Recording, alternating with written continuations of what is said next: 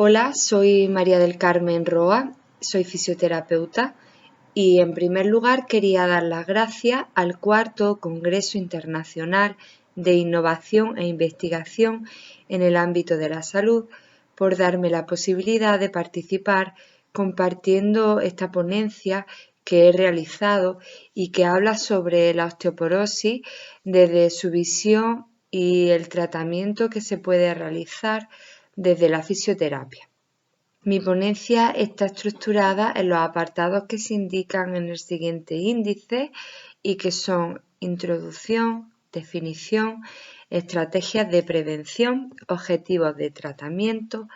técnicas de tratamiento y por último el apartado de conclusiones.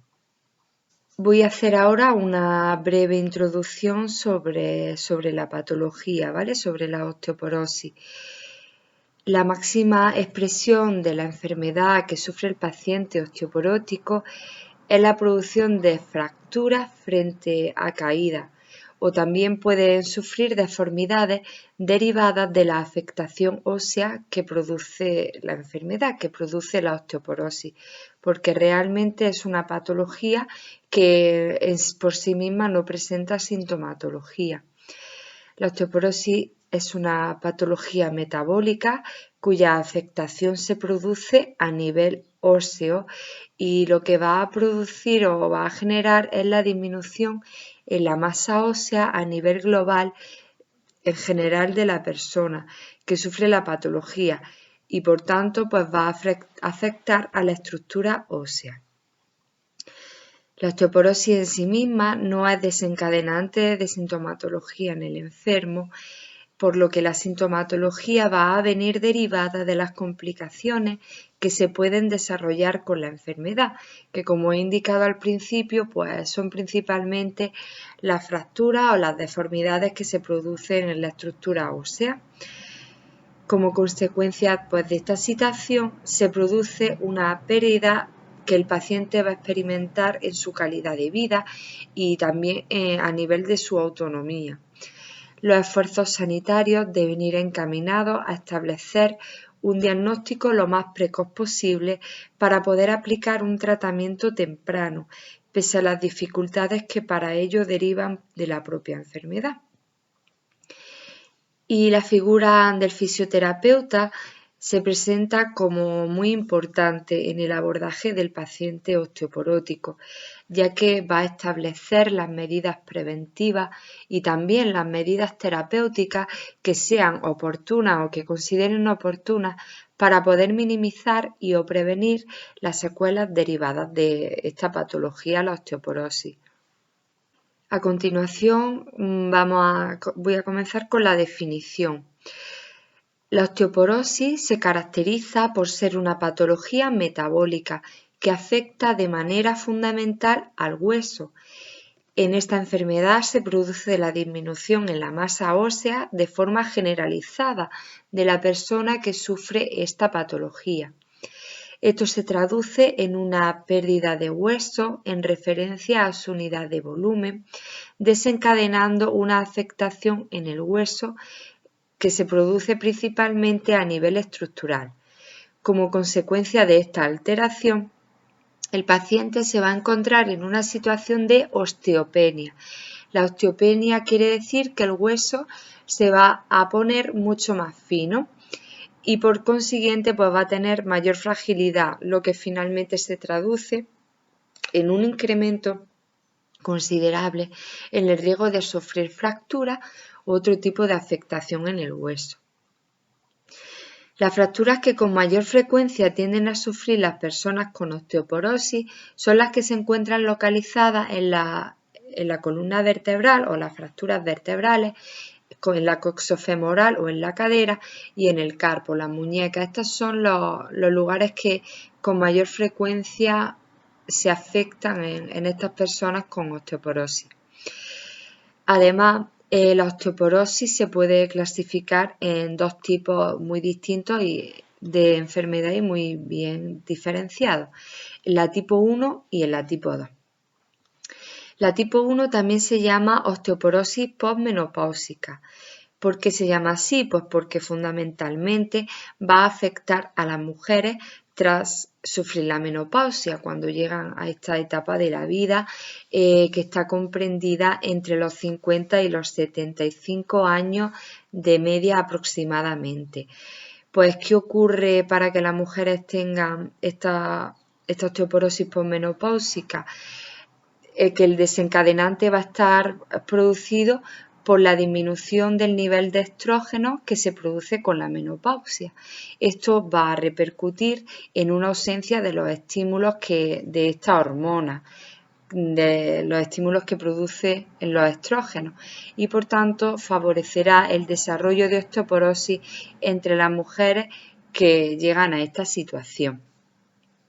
El segundo tipo de osteoporosis que encontramos es la osteoporosis tipo 2 o senil. En este caso va a afectar a las personas de edad avanzada, a todas las personas mayores que tienen una edad comprendida entre mayores de 70 y 75 años, y en este caso sí que va a afectar a ambos sexos, aunque también existe una relación aumentada de osteoporosis en mujeres respecto de los hombres, con una relación de 2 a 1, pues por las cosas que hemos visto también en la osteoporosis tipo 1. Entonces las mujeres tienen mucho más riesgo de sufrir esta enfermedad porque llegada a la edad de 70 a 75 años, pues tienen los factores de riesgo de la tipo 1 más los factores de riesgo de la tipo 2. ¿Y qué ocurre en la osteoporosis tipo 2? Pues que en este tipo de osteoporosis aparece un déficit en el calcio, lo que afecta al recambio tanto del hueso cortical como del hueso trabecular. Y en esta situación es debida y provocada por un déficit en la función osteoblástica que repercute en un remodelado óseo deficitario. Se produce un remodelado óseo que no es funcional, la estructura no es buena. En consecuencia, se produce una pérdida de resistencia de la masa ósea desencadenada por la disminución de la misma. Según estos datos, la osteoporosis es una enfermedad que estima un problema para los ancianos de gran envergadura, pero esta afectación va a ser padecida en mayor porcentaje, como ya he dicho antes, por la población femenina, una vez alcanzado el momento de la menopausia. En primer lugar,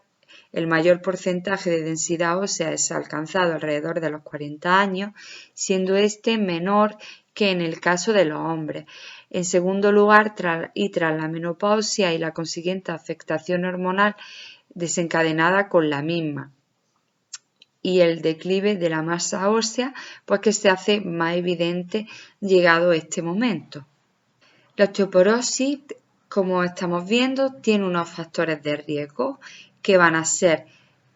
del sexo femenino, tener una edad avanzada, haber padecido una menopausia precoz, no tener hijos o nuliparidad,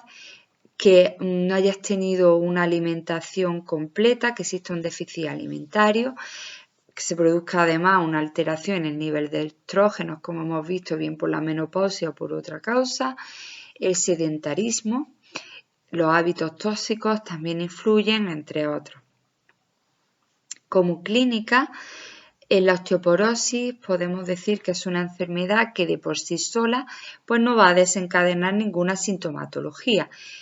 Por tanto, como además ya hemos indicado, serán las complicaciones derivadas de esta patología, como son las fracturas y las deformidades, las que van a establecer la clínica que va a afectar al paciente.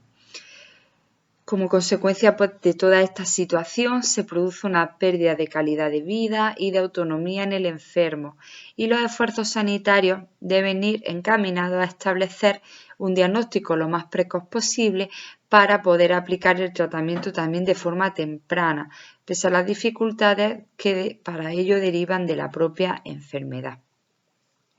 El diagnóstico de la osteoporosis se establece por la densitometría ósea.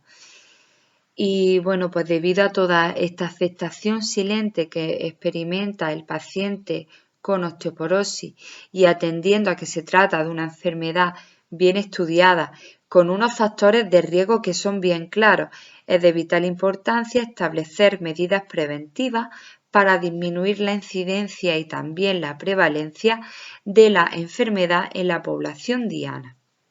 Como estrategia de prevención para esta patología, podemos actuar a nivel preventivo abarcando los 3 niveles que desde la fisioterapia pueden enfocarse, que son la prevención primaria, la prevención secundaria y la prevención terciaria. En primer lugar, voy a hablar de la prevención primaria. En este caso,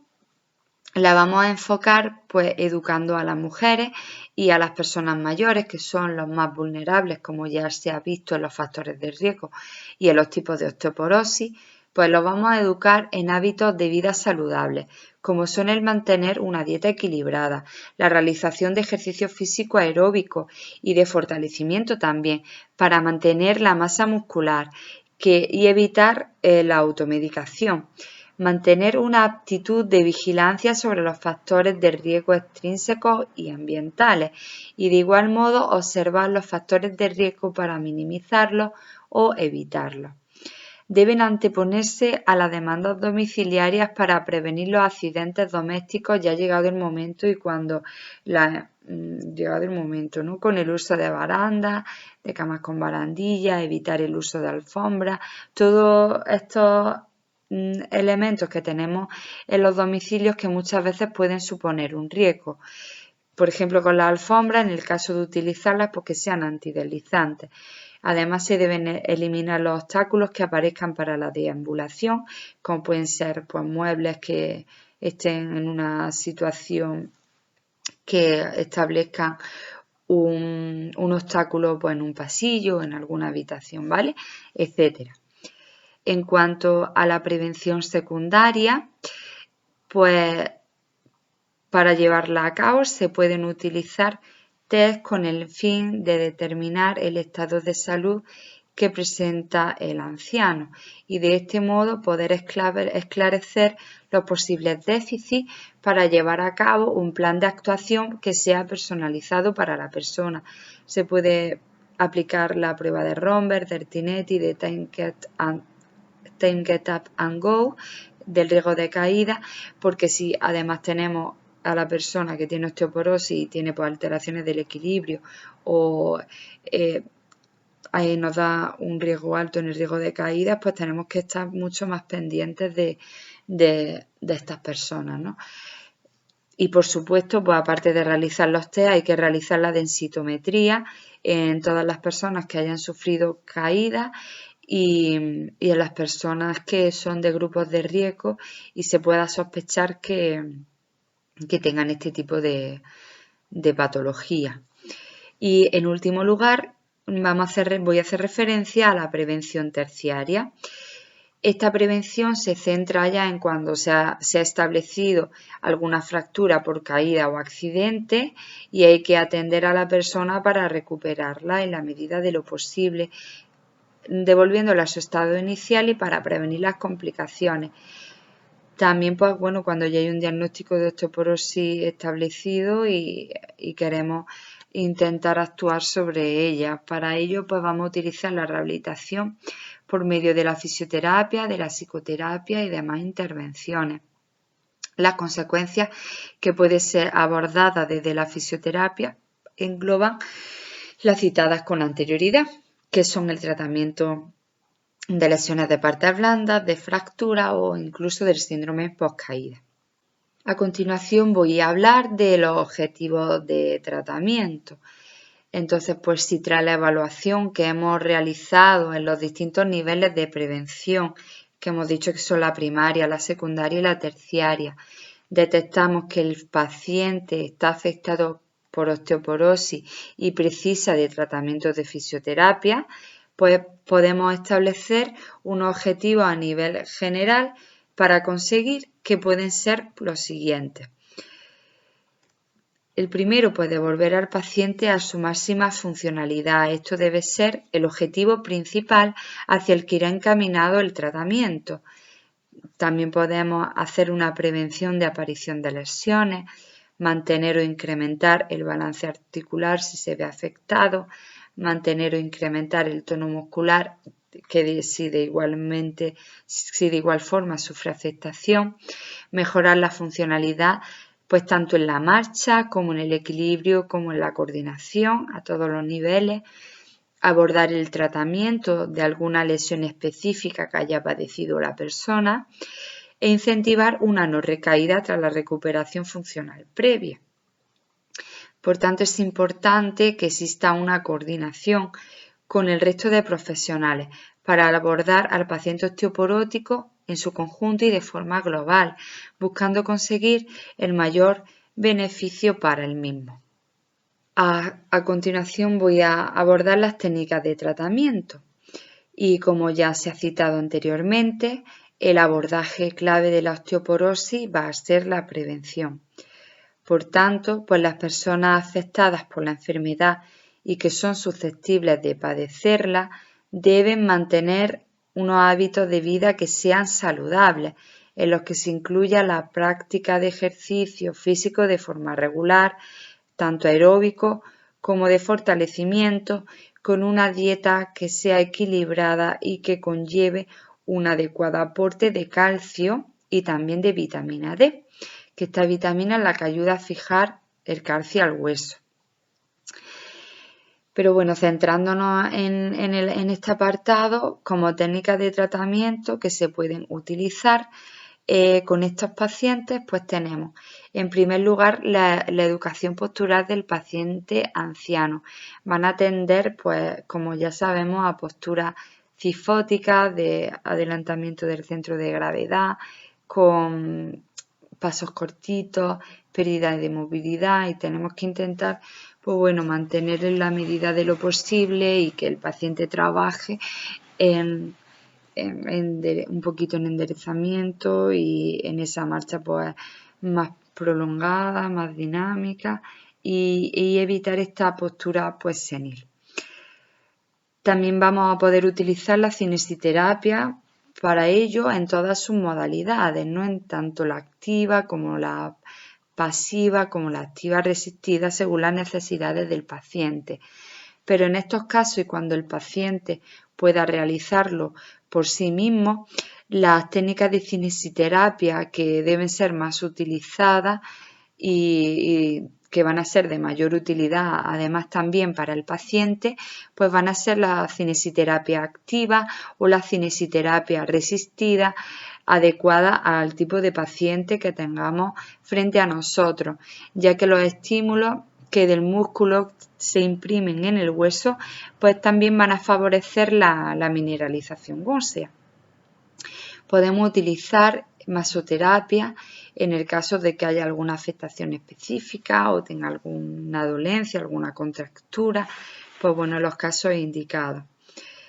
La fisioterapia respiratoria también va a tener mucha importancia porque el paciente senil, como ya hemos dicho, va a adoptar una postura cifótica, entonces va a haber un cierre de la caja torácica, las capacidades pulmonares van a disminuir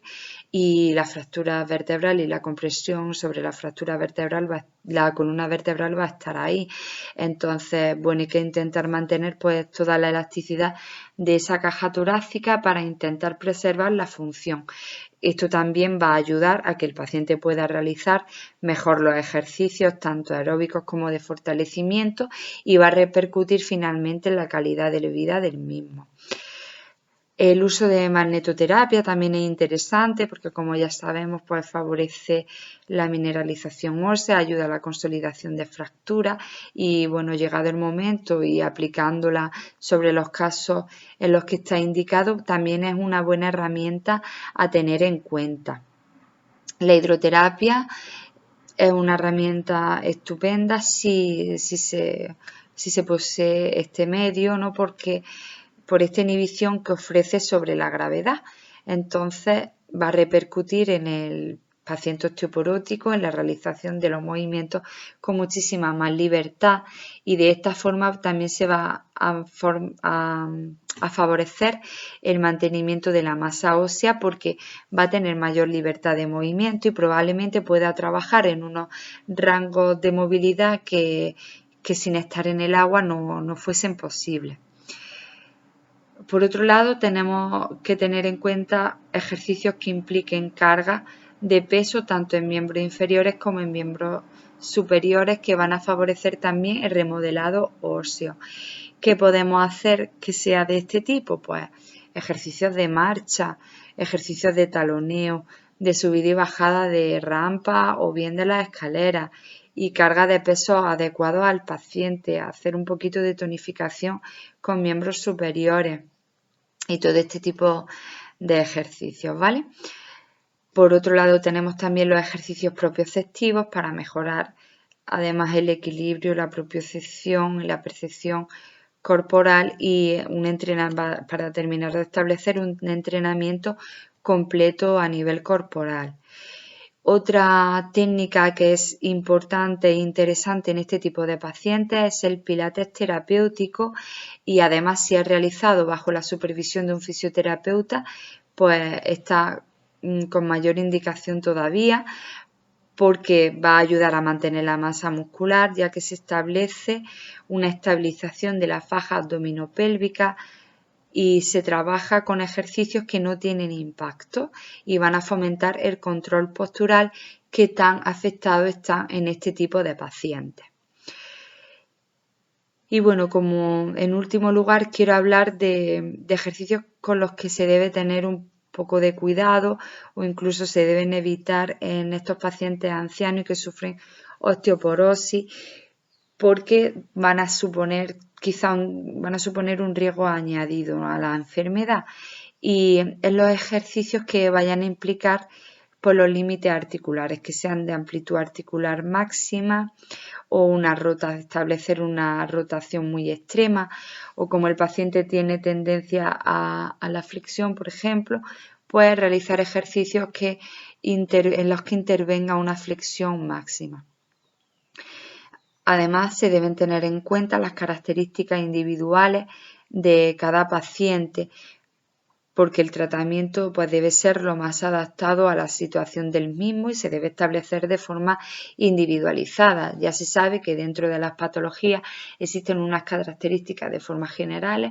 pero que en cada paciente se van a desarrollar o van a repercutir de una forma, y a cada paciente puede estar sufriendo una afectación distinta de otro paciente, no son comparables. En último lugar, quiero hablar de las conclusiones que al realizar esta ponencia he extraído, ¿verdad? Pues tenemos que en el paciente osteoporótico es muy frecuente que se produzcan las fracturas, desarrollando una de las situaciones que en mayor medida van a afectar a la persona anciana y a la mujer mayor de 50 años. La osteoporosis además va a desencadenar una pérdida de la calidad de vida y de la autonomía en este tipo de enfermos. Los esfuerzos sanitarios deben ir encaminados a establecer un diagnóstico precoz y un tratamiento lo más temprano posible, pese a las dificultades de que para ello derivan de la propia enfermedad, porque muchas veces, como hemos dicho, el inicio es asintomático hasta que aparecen este tipo de complicaciones. Y hay que evaluar al enfermo, ya que dada la situación inicial del paciente, se evaluarán tanto los posibles factores de riesgo, así como los distintos tipos de prevención, que son la primaria, la secundaria y la terciaria, para abordar al paciente osteoporótico desde la mejor manera posible, con la mejor actuación sanitaria posible. De esta manera se podrá establecer un tratamiento fisioterápico que sea lo más adecuado a la situación del paciente, con el objetivo principal de intentar devolver al paciente la funcionalidad máxima y la prevención de las deformidades y fracturas que se puedan desencadenar por esta enfermedad. Finalmente, quería agradecerles su atención.